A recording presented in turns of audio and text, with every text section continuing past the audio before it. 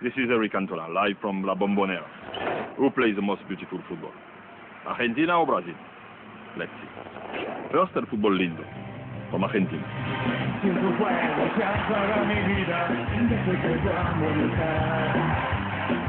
soy madera que ya no se tiene y me falta vida. Ceniza que nadie recoge, con un cambio más. But if you want to see Jogo Bonito, you have to go to Brazil.